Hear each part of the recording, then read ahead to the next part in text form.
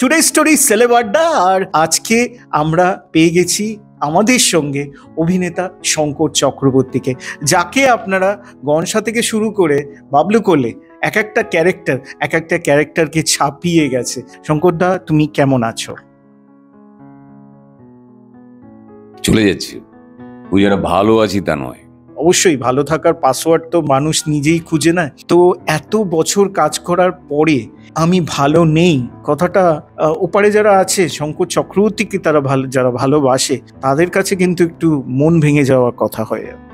দেখো, এক তো এই বছরে অক্টোবরে 3 বছর হয়ে যাবে সোনালি চলে গেছে, মানে আমার স্ত্রী চলে গেছে। মেয়েটা খুব ভেঙে পড়েছিল।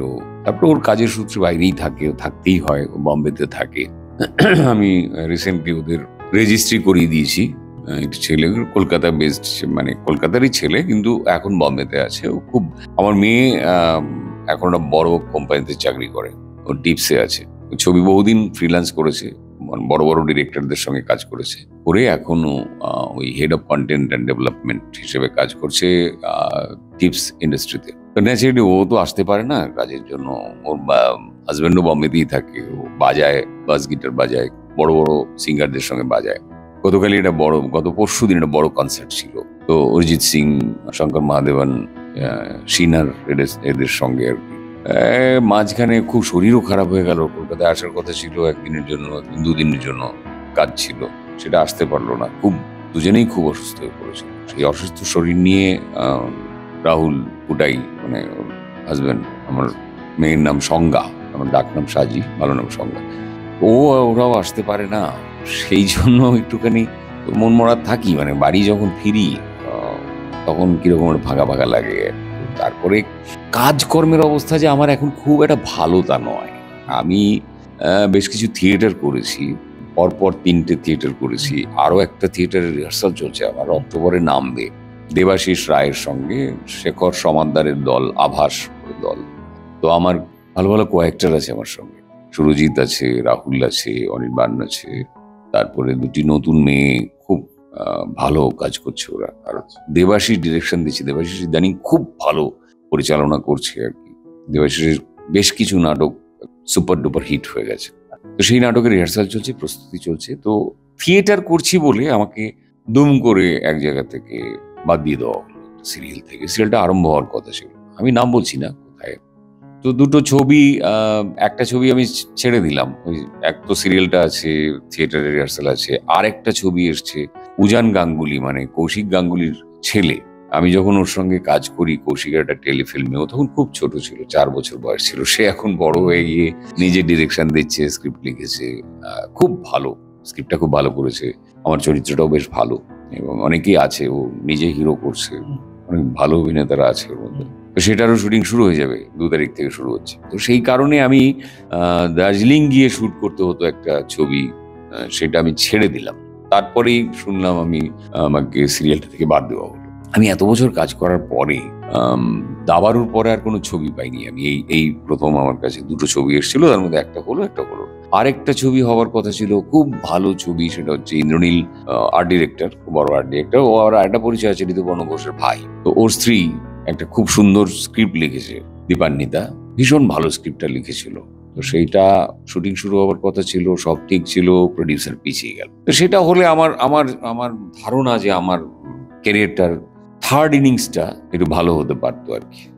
তো কপাল, আমার পাথর চাপা কপাল, হলো না। যাই হোক, এই ছবিটা হবে, দেখা যাক কি হয় আগামী দিনে। এই শঙ্করদা, এই যে একজন সিনিয়র আর্টিস্ট হিসেবে দীর্ঘদিন তুমি কাজ করছো, এই হঠাৎ কিছু কিছু আর্টিস্টদের কাছে আমি শুনি যে আজ কাজটা আমি করে গেলাম, কালকে থেকে আমি আর নেই। এই যে ব্যাপারটা, এটা মানে আর্টিস্টের কাছে একটা বড় ধাক্কা না?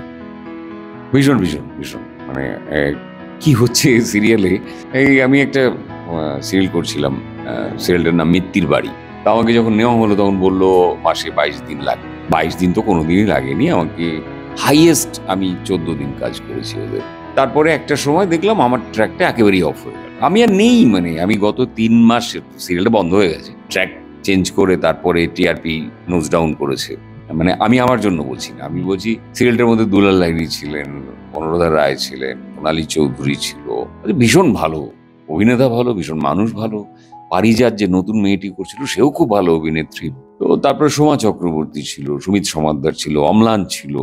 এত আর্টিস্ট থাকা সত্ত্বেও সিরিয়ালটা কিন্তু জমলো না।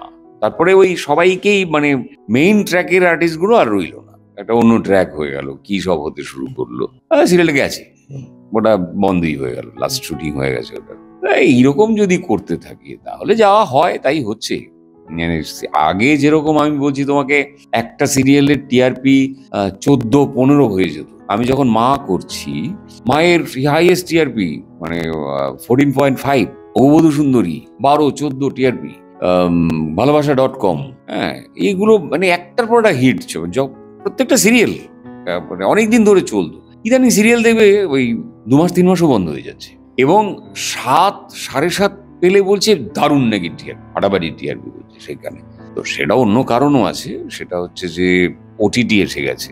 ওটিটিতে একটু গ্রামের দিকে বা মফস্বলে সবাই টেলিফোনে দেখে নিচ্ছে, স্মার্টফোন আজকাল সবার কাছেই আছে, তাতে দেখে নিচ্ছে। এবং শহরে মধ্যবিত্ত যারা, তারা স্মার্ট টিভি বাড়িতে লাগিয়ে নিচ্ছে, সেখানে সব ওটিটিতে দেখতে পাচ্ছে আর কি। সেটা একটা কারণ সিরিয়ালের ড্রপ করা, মানে টিআরপি ড্রপ করার কারণ আছে। এবং মেগা সিরিয়াল আর অত দিন ধরে লোকেরা বোধহয় দেখতে চাইছে না বলে আমার মনে হয় আর কি।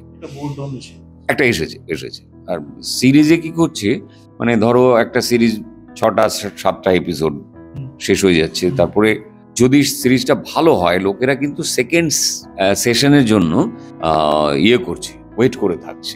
এবং সিরিজে খুব ভালো ভালো অভিনেতা অভিনেত্রীরাও এসছে, সেটাও তোমাকে মানতে হবে। প্রচুর থিয়েটার থেকে ছেলে মেয়েরা এসছে। থিয়েটারে না এখন প্রচুর ভালো, মানে আমি বলছি, আমি ভীষণ থিয়েটার দেখি। মাঝখানে আমি একদম সিরিয়াল, যখন রেগুলার সিরিয়াল করতাম তখন কিছু দেখতেও পারতাম না, আমি নাটকে অভিনয় করতে পারতাম না, কিন্তু এখন আমি প্রচুর থিয়েটার দেখি। তো সেখানে আমি দেখতে পাচ্ছি এত ভালো ভালো ছেলেরা এসছে, মেয়েরা এসছে থিয়েটারে, এবং তারা কিন্তু সিরিজেও কাজ পাচ্ছে। এবং এদের মধ্যে অনেকে হচ্ছে থেকে পাস করা, রবীন্দ্র ভারতী পাস আউট, অনির্বাণ ভট্টাচার্য তাই, আমাদের এও তাই, ওই বুদ্ধদেব দাসও তাই, এরা সবাই রবীন্দ্র ভারতী পাস আউট। তো করছে, মানে এদের সিরিয়ালে নেওয়া হচ্ছে না কারণ এরা থিয়েটারে বেশি ইনভলভ বলে সিরিয়াল। কিন্তু সিরিজ, ছবি, অনির্বাণ চক্রবর্তীর কথা ভাবো, আজকে কোথা থেকে কোথায় চলে গেছে।